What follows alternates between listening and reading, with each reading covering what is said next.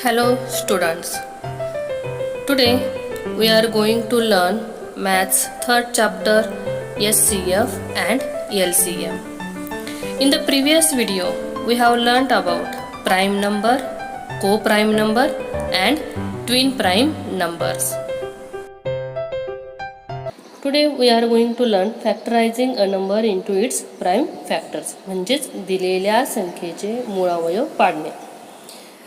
Now any composite number can be written as the product of prime numbers. म्हणजे कोणतीही संयुक्त संख्या ही मूळ अवयवांच्या गुणाकाराच्या स्वरूपामध्ये आपल्याला लिहिता येते. आता प्राइम फॅक्टर्स हे आपल्याला दोन पद्धतीने पाडता येतात. पहिली जी पद्धत आहे व्हर्टिकल अरेंजमेंट आणि दुसरी जी पद्धत आहे हॉरिझॉन्टल अरेंजमेंट. आज आपण या दोन्ही पद्धतीने प्राइम फॅक्टर्स पाडायला शिकणार आहोत. फॉर एक्झाम्पल या ठिकाणी आपल्याला 32चे प्राइम फॅक्टर्स पाडायचे आहेत. त्या अगोदर आपण इयत्ता 6वी मध्ये ज्या डिव्हिजिबिलिटी टेस्टचा अभ्यास केला होता त्यामध्ये 2, 3 आणि 5 या तीन संख्यांच्या डिव्हिजिबिलिटी टेस्टचा अभ्यास केलेला आहे.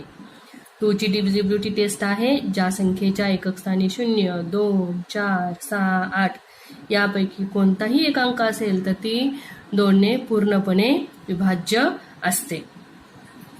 त्यात आता इथे बघा 32 दिलेला आहे. 32च्या युनिट प्लेसमध्ये 2 आपल्याला डिजिट दिसतोय, म्हणजे ही संख्या 2ने डिव्हिजिबल आहे.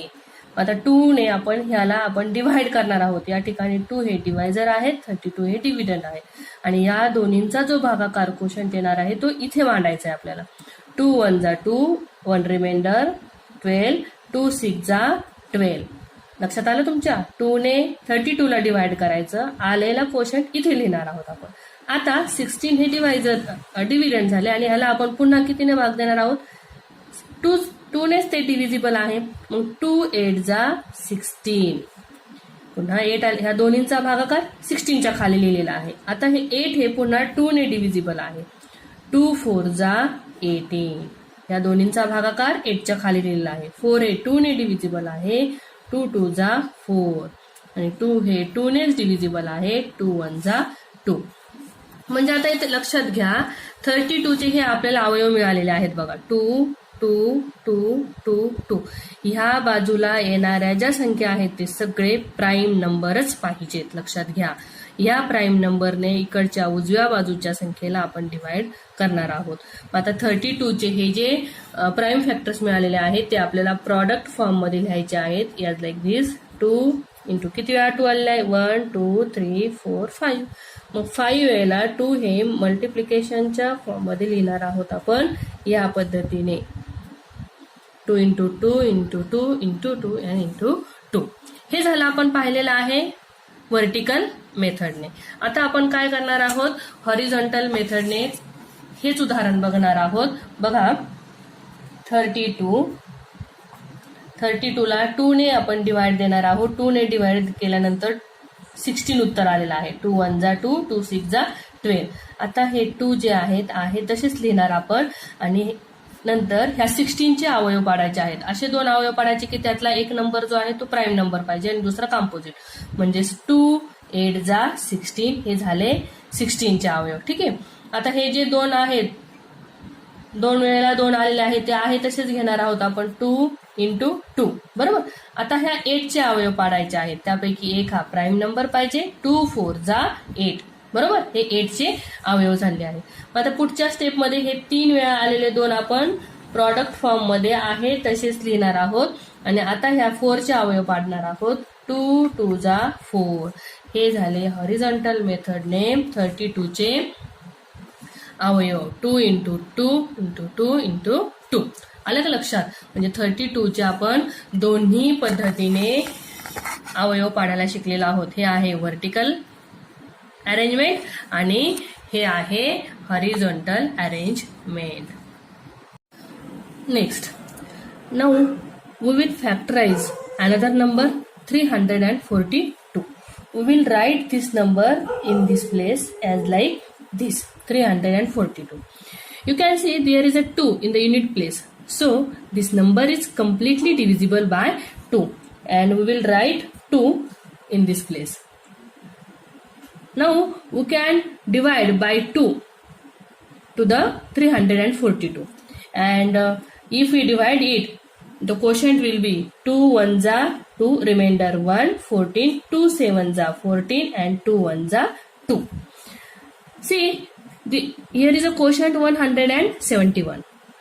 The sum of all these digits, 1 plus 7 8, 8 plus 1 is 9.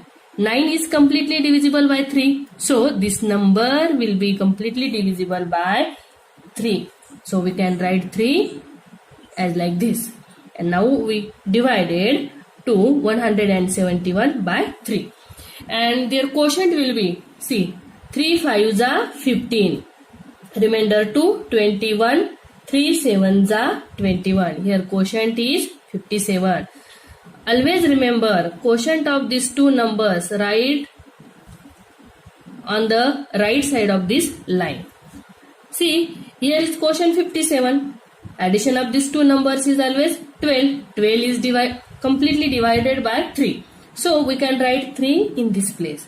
And now divide by 3 to 57.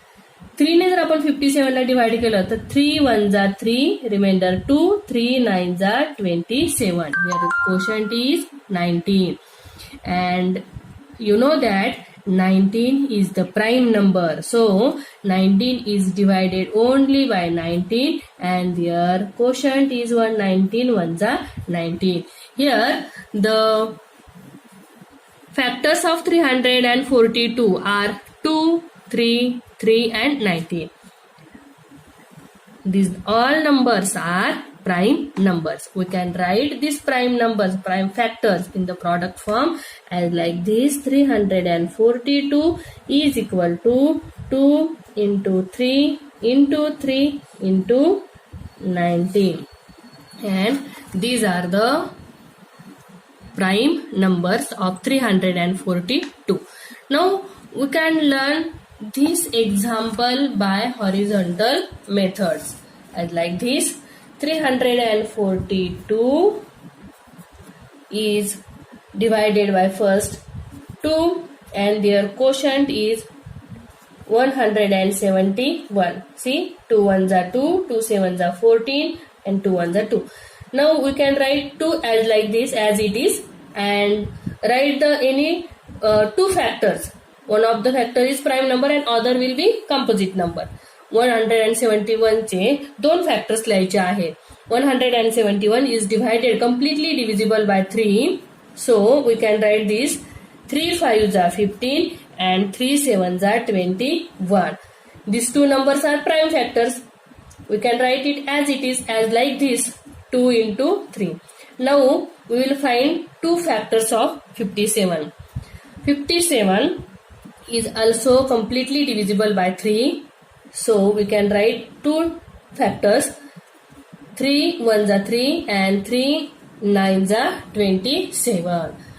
Remember 2, 3, 3 and 19. 19 is the prime number. So factors of 19 is 19.